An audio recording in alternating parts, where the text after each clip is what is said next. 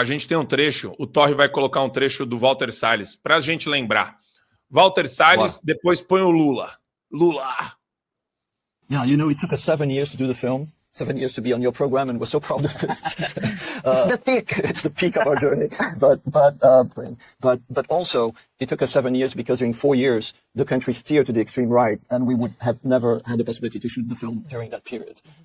Therefore, the film is the product of the return of democracy of Brazil. You know, it's really interesting. President Lula, and it's really his return to the presidency and the return of democracy that allowed the film to exist. We shot it in 2023 without having the slightest idea that there had been a failed attempt of a coup d'etat. A military coup d'etat that included the assassination of President Lula, of Vice President Alckmin, had almost been, you know, the reality of the country. Had almost succeeded. That for us was... Now.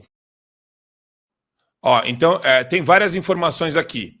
Não gravaram o filme porque o regime, que eles chamam de regime, né, o governo Bolsonaro, era um governo de medo.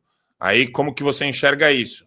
Falam em golpe de Estado, como que você enxerga isso? Falam que o Lula devolveu a democracia. Parece que o Lula veio com pombas brancas, quando ele subiu a rampa do Palácio do Planalto, e assim, existia um raio de luz do sol no dia mais bonito da história da nossa nação, repousando sobre o peito do Lula e o coração dele, todo mundo viu o coração dele batendo para devolver a democracia no Brasil.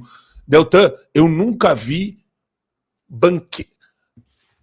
saliva de banqueiro de forma tão clara em órgãos genitais de um senhor idoso de 80 anos de idade como o Lula. Eu nunca vi uma babação tão absurda na minha vida, e o negócio é recíproco, porque tem também o Lula fazendo teatro. De novo, vamos colocar o vídeo do Lula, daí o Deltan fala.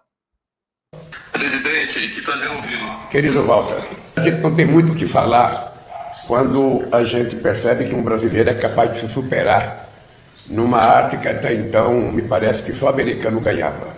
Então eu quero te dizer que foi uma noite de ouro. Acho que você já fez outras coisas muito importantes, mas dessa vez você conseguiu lavar a alma do povo brasileiro, do cinema brasileiro, e recuperar de uma forma muito, mas muito importante a história do Rubens Barrichello. Lambeção atrás de lambeção, e pior, o Lula ainda é burro, porque nenhum filme americano disputa essa categoria. Olha, Marco, primeiro de causar uma repulsa, e segundo de causar uma tristeza. A repulsa, primeiro, vem por uma série de desinformações aí.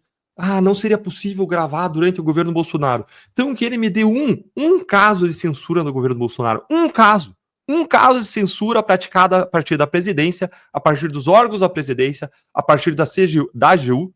Lá no governo Bolsonaro não tinha Ministério da Verdade como tem agora. Onde tem censura é agora, não é antes. Mais ainda, gera repulso eles falarem de crimes praticados, democracia restaurada, quando, segundo todas as evidências e segundo a própria acusação da PGR, houve uma desistência dos atos. Atos sim foram cogitados, atos sim foram preparados, mas não houve crimes. Pela nossa lei não houve crimes, e mais, uma eventual restauração de democracia não foi produto de atuação de ninguém, nem do Supremo, nem do governo Lula. Não aconteceu um avanço porque as pessoas que estavam planejando, cogitando, refletindo sobre isso, decidiram não avançar. Você vê a frustração nos áudios até do Mauro Cid, certo ponto, que ele fala, não, o Bolsonaro não vai assinar. As pessoas decidiram não avançar. Foi uma desistência que ele chama de desistência voluntária. Agora, o que me causa mais tristeza é ver pessoas como o Walter Salles, ali a Fernanda Torres, eles que assim, a gente tem que cuidar para não desumanizar pessoas de quem a gente discorda ideologicamente. São pessoas que, segundo estudos, vamos dizer assim, sobre direita e esquerda, a esquerda tem uma preocupação maior com o sofrimento humano. Contudo, vejam que, ao mesmo tempo que eles são sensíveis e mostram uma indignação, uma tristeza, fazem um filme para registrar e não apagar o sofrimento humano causado pela ditadura militar, eles não só fecham os olhos, eles apoiam a ditadura do judiciário de hoje e os abusos praticados que geram imenso sofrimento humano.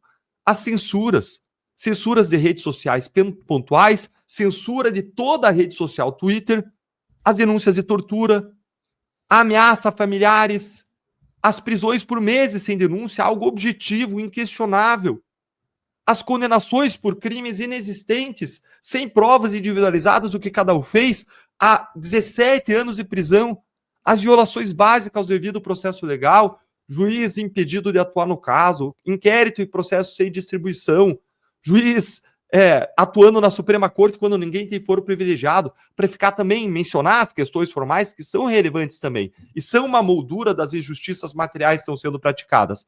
E aí eu estava conversando até com o assessor aqui, Marco, e estava falando, nossa, é absurdo a esquerda ficar omissa diante disso. E ele me corrigiu e com razão, ele disse, não é que eles estão omissos, eles apoiam, eles endossam os abusos que estão sendo praticados.